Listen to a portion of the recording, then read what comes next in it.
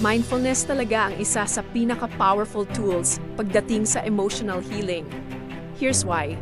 In a way na hopefully mas ma-relate mo. Una, nakakalayo ka sa sakit, kahit konti lang. Kapag masakit ang nararamdaman mo, madali tayong ma-engulf. Parang ikaw na mismo yung sakit na yon. Pero pag nag-practice ka ng mindfulness, natututo kang mag-observe na lang. Kahit nakakaramdam ka ng lungkot, instead na, malungkot ako, pabayaan mong mag-shift ang atensyon mo at isip. Maliit lang yung shift na yon pero malaki yung epekto. Hindi ka na ganun ka-overwhelmed.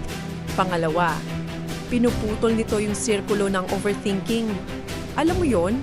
Paulit-ulit mong binabalik-balikan sa isip mo yung nangyari, parang sinasaktan mo na lang ulit sarili mo. Mindfulness trains your mind to come back to the present. Sa hininga mo, sa pakiramdam ng katawan mo. Yan yung nagpuputol sa loop bago pa ito mag-spiral out of control.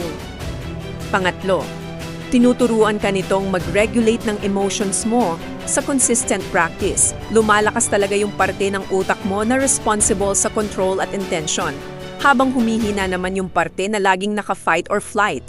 End result, mas kaya mong tumugon ng may pag-iisip, hindi basta na lang pag-react.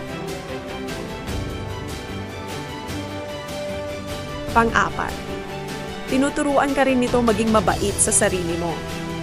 Part ng mindfulness yung non-judgmental na pagtingin sa sarili.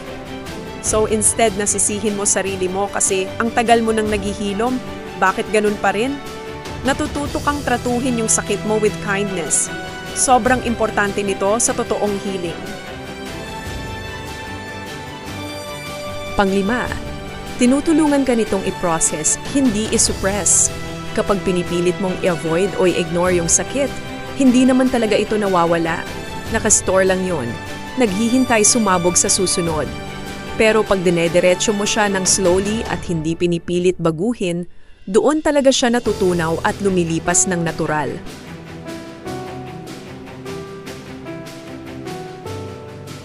Simpleng simula.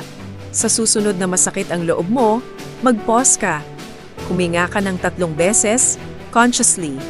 Tapos inotice mo kung saan sa katawan mo nararamdaman yung sakit. Masikip ba sa dibdib? May buhol ba sa tiyan? Huwag mo nang baguhin, observe mo lang muna. Yun na yung simula ng healing.